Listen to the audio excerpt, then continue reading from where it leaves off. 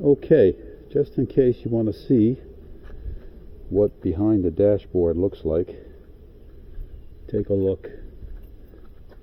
I took this whole thing apart because I'm looking for shorted and grounded wires, and I had a mouse problem in here. There's the evaporator down there. These are all mouse droppings right here, see? I have another video I put up there called The Mouse in the House. So I'm going to clean this all up, do some searching for wires, and if I can't find anything, I'll have to put it all back together. I just am at a loss at this point in time. So I got some information from All Data, and they suggested that I check these harnesses that in the back of the dashboard, and I couldn't get two of them from underneath. So I'm going to do some look-sees and see what I could find, and hopefully I should have taken a video of me taking it all apart. It wasn't that bad. It looks more terrifying than it is, but it's just time consuming, and once you do it once, you know how to do it. So I'll see what I can do about taking a video and showing you how to put it back together. But the dashboard only had about a few bolts. I mean, 5 bolts or something. The only snag I had was over here. This is the TPS monitor, I think. Here was this unit up here. I had to get underneath there. I'll show you what I mean. This unit right here. Okay. Then all the foam is all corroded. It just kind of peels right off. I'm going to probably have to see if I can redo that. And then also all these connectors right here, these were all from the radio that I put in here. These all had insulation tape around it. Look, it's all been eaten away. I'm going to clean that up too. So hopefully I'll be able to put this thing back together. If not, this is going to become a parts car.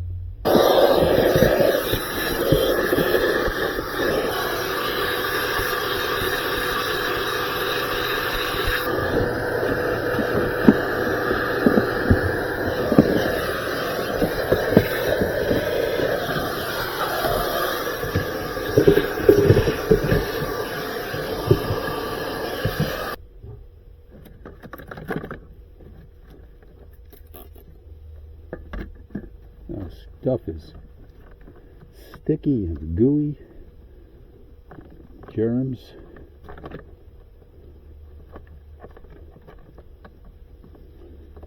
These are connectors for the radio, and I guess, I don't remember, but I guess when I put these on, this radio in here 10-12 years ago, I had to wrap this tape around it, keep these connectors from coming loose. But didn't know I was going to have a mouse in the house, you know.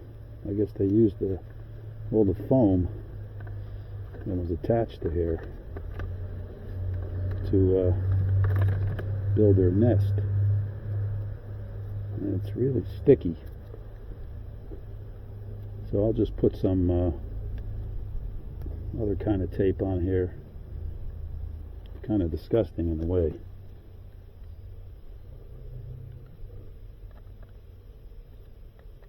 It's going to be time consuming. This is a project that I didn't really want to do.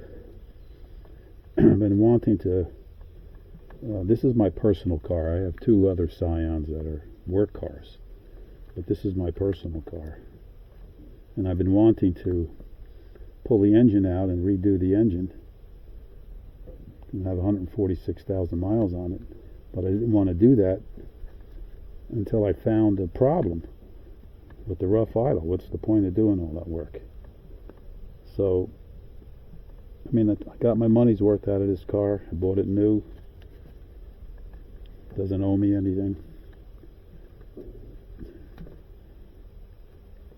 Ooh, I think I'm going to need something stronger than citrus cleaner on here.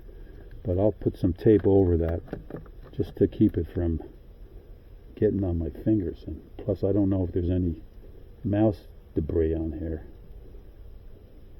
because things are germs. It's just tape. Anyway, let me finish this up, and then we're going to follow the instructions on this sheet I got from All Data for the codes that I was getting. And although I'm not getting any DTCs now, no error codes. Yet when you put this thing in gear and then turn on the headlights, it feels like it's running on maybe 1 or 2 cylinders. So I couldn't use the car at night. Daytime I could, but when I come to a stoplight, I had to put it in neutral. Anyway, this is where we're at. You guys have an opportunity to see, you know, what's this car's made of. And look at that mouse poo up there. Hopefully the wiring that we have to check is behind the steering column. I'll get that data sheet out and we'll do what the instructions say, and hopefully we can find something. If not, I'm going to put it back together, or I may just leave it like this and just use the car for parts. Okay, I'll be back. Okay, so I just want to show you something. Now you see this right here? That's an acorn. And that acorn, that's what mice eat. And you see these marks right here. Right here, it looks like these little black marks. Those are the oils from the mice. They try. You can never get that shit off, no matter how hard you try. You know, I have also had mice in my house, and they come back every once in a while. But the smell, you can never get rid of that smell. So, next thing I'm going to do when I put this back together is I'm going to put some mint oil underneath, because they don't like the smell of mint. And hopefully that'll keep them away. But you can see the marks. There's some here. It's up there. It will never come off, that stuff. Alright. Onward we go. Okay.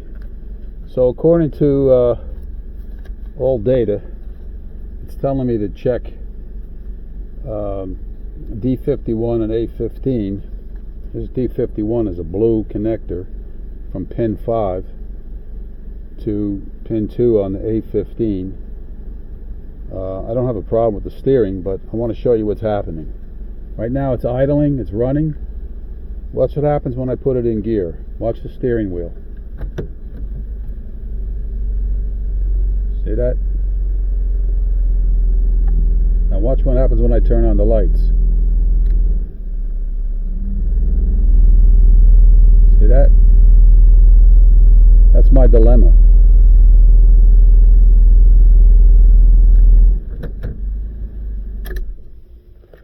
So we're going to follow some of these procedures, because I was getting a code. I had 2 bad codes here. I had a C1551, which says an open or short in the ignition power source circuit with the ignition switch on. That was one. And then I had another one. The other one, I had a problem with the windows, but I fixed that. This other one's a U0129. No communication between the ECM and the skid control unit. So, anybody out there have any clues as what it could be? I'm all open. I'm all ears. Get back to me. Let me know what you think.